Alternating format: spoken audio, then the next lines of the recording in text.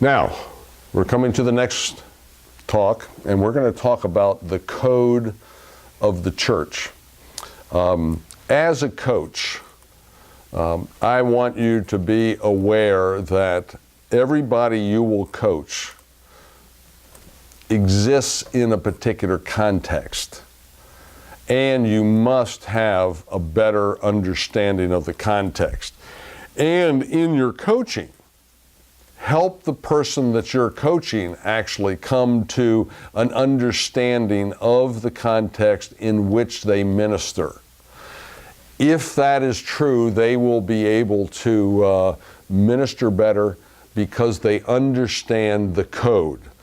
So let's talk about the code. It's a term we came up with, but some people, it's almost synonymous with the culture of an organization or the DNA of an organization. People talk about it in different ways. Now, we expanded a little bit. That's why we came up with our own word, code. But the code is the corporate life force within an organization, or the heartbeat of everything that occurs in and around the organization. Okay? It shapes the face the organization displays to itself and to the world. It's a very, very important concept. And by the way, it's very poorly understood. And again, it's very much like these forces I've been telling you about yourself internally. If you don't understand it, it will be a very, very bad thing.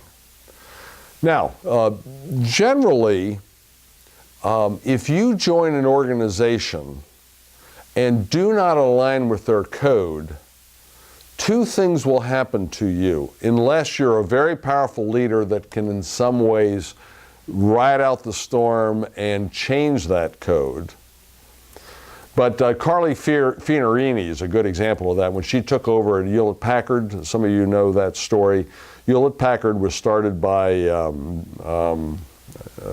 can't remember Hewlett's first name, but David Packard. These two young men in Palo Alto, California, who in their garage started coming up with these computer projects that turned into this multi-billion-dollar multinational corporation. But they had something, part of their code was called the Hewlett-Packard Way, the HP Way. Very, very important to understand. Carly Finerini, a number of years ago, came into that organization, was appointed the CEO, tried immediately to change that code, and was immediately ejected by the board. And her tenure there, I think, was only a year or so before she was ejected. So if you don't align with the code of an organization, three things can happen. If you're strong enough, you change the code. Carly Finerini was not. Number two, you change your behavior to conform to the code. Or number three, you're ejected by the organization. Okay? That's where understanding the code is absolutely critical. I'll tell you a story from my own experience. The church that I grew up in, our pastor was there for 25 years. This is a Baptist church in Northern Virginia that I grew up in. An incredible man of integrity, an incredible thorough exegete. I've told people I knew how to parse Greek verbs literally by the time I was 10 years old. He took 8 years in the book of Romans, going verse by verse, explaining it. Incredibly cerebral experience. He retired after 25 years, and a new guy came in there who took away the pulpit, and he had a Labrador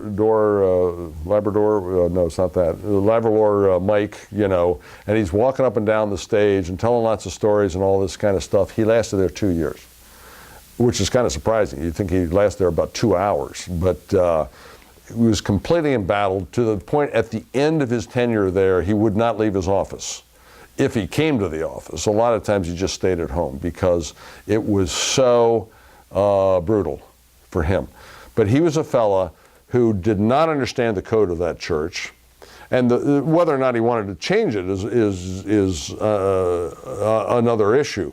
But the fact that he changed it so radically, so quickly, without any buy-in from anybody, just sent the place in a tailspin, and they ejected him. And it happens over and over again. So understanding the code of an organization is really, really critical. Now, I want you to look here at the presentation here. You're going to see some slides. One is of a beautiful staircase, and the other one, the second one there, is of a beautiful waiting room.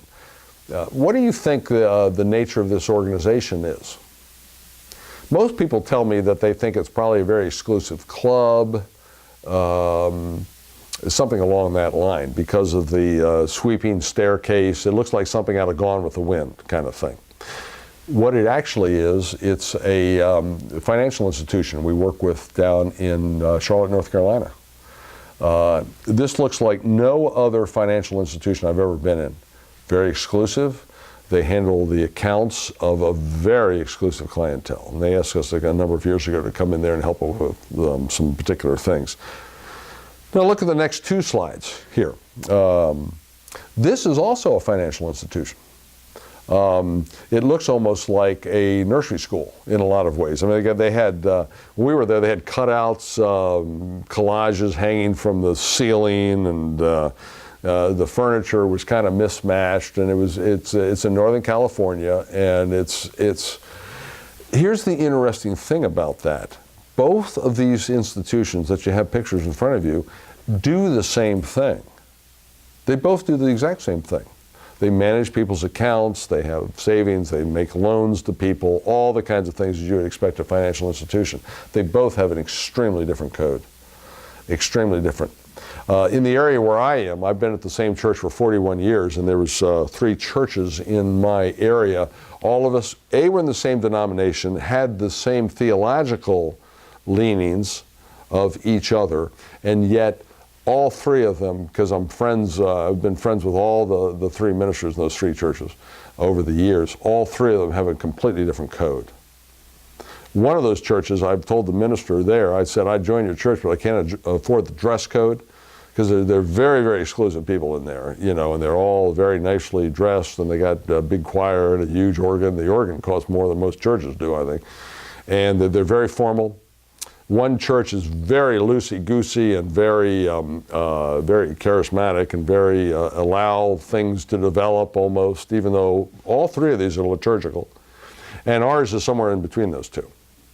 Now, it's interesting going from one to the other, and you can see, and I can talk to you about all 3 of them for a long time in relation to code. All of them have a very different feel to them and a very different code. And the interesting thing is that as I watched over the 40 years that I've been familiar with all 3 of them and known the ministers and whatnot in them, people will self-select into them and out of them. And I've watched this, because people in this liturgical tradition, it's very important to them to stay within that tradition, but within that tradition, the expression is extremely different in buildings that are incredibly different, with worship services that are incredibly different, one from the other. Because I've been in all 3 of them and worshiped in all 3 of them. I know the parishioners in all 3 of them and whatnot, and they're just very, very different. That's how code works in any organization.